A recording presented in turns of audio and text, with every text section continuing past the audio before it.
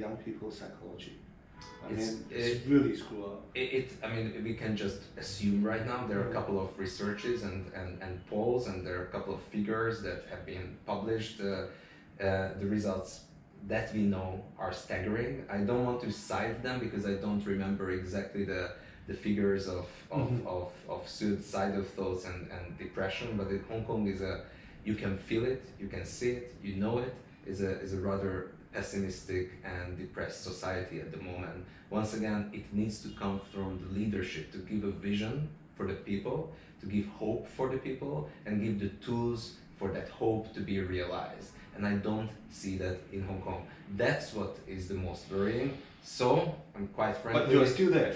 I am still there, quite frankly, for the past couple of years. Despite all this, I love the city. It's like when you have your home, that's your home, and Hong Kong is my home, and I want to contribute what I can to give hope, to give opportunities. It is not my duty. This year I'm going to become permanent resident. Hopefully I get it awarded as I wish to be a permanent resident of Hong Kong, but quite frankly, it's not going to be dependent on me or people like me. It needs to come from higher above. There needs to be a vision. There needs to be execution on that vision. Until then, unfortunately, I don't see not the protest, but the situation of the young people, the outlook of the young people to be better. And How do you console young people? Sorry? How do you console young people? I can't console them right now. Quite frankly, I cannot console them right now. How do you help them become better, feel better, or be more optimistic? Unfortunately, I've been talking to the young people of Hong Kong in university lectures and otherwise for a couple of years now. I've been always trying to give them the same vision, which is a very difficult vision to sell right now. That the over the border Shenzhen is booming, is leading the world in many areas of innovation and technology. They can be part of that, and they can be proud of that. It's 14 minutes train ride away. 1-4. High-speed railway ride away. They speak the language. They have access to the city.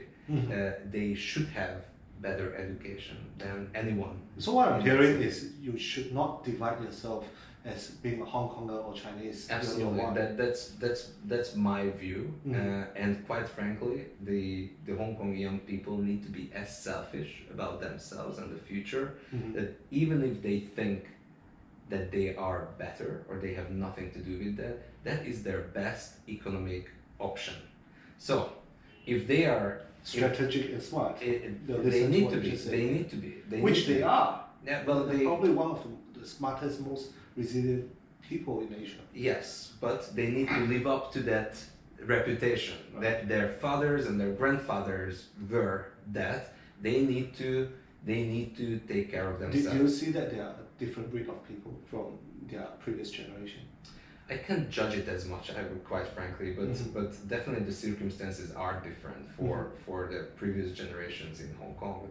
They enjoyed a very different set of circumstances. They were also forced to a certain perspective to survive, and then they make the most out of their life and their opportunities. Many of the grandparents of the current young generation swam across the Shenzhen Bay.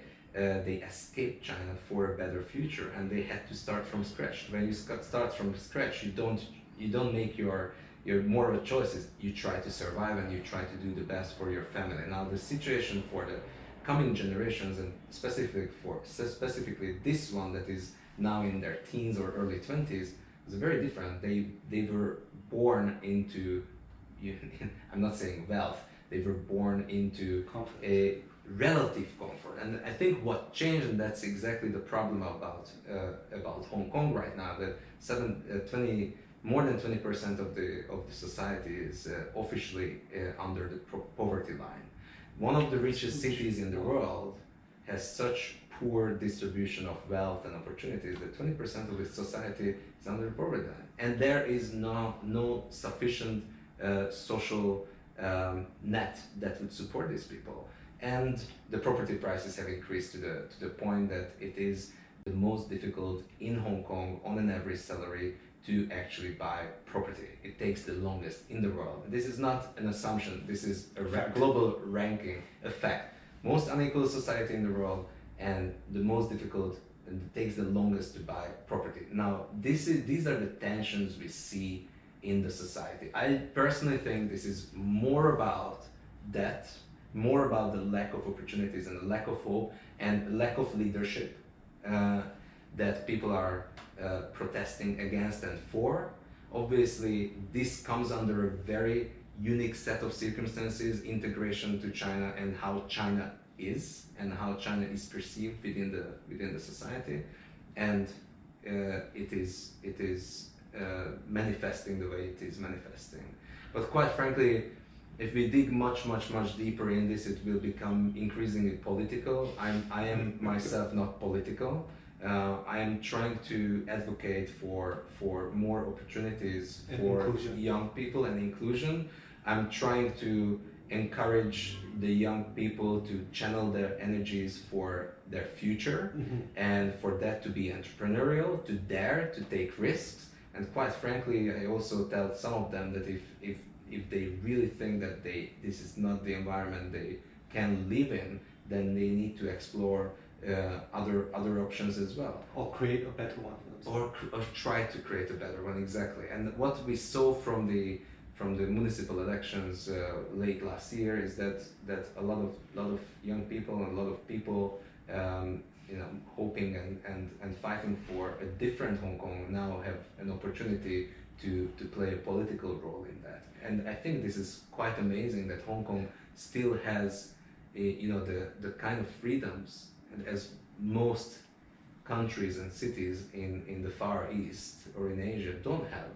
That there was an election, there was a result of an election that was not favorable for certain circles, and it's still allowed to happen. It's a free society where it can happen. I can't help, Tony. Whilst I'm sad, and whilst I don't think that young people should be necessarily in the street protesting and burning some of their opportunities and time, I can't stop admiring the courage, the bravery, and the commitment to a cause. Now, what I say that though at the same time, this needs to change. It cannot go on forever because it's hurting everyone. It will be hurting everyone. Yeah. I was smiling halfway, and you would have found it strange. The reason is, such a simple question still so much passion in you. Yes. And it really feels like you are one of them.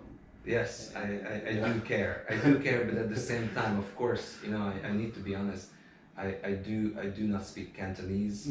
I have a certain access to the reality and to the emotions and to the motions of the city as well. So I don't want to claim that I know, but I do have an opinion, and I do have a desire for this situation to be resolved or improved for the benefit of the people and universally the city. Because unless the people in the city are not happy, the city won't be attracting good energy, won't be attracting money, won't be attracting and creating opportunities. The people need to be cared for.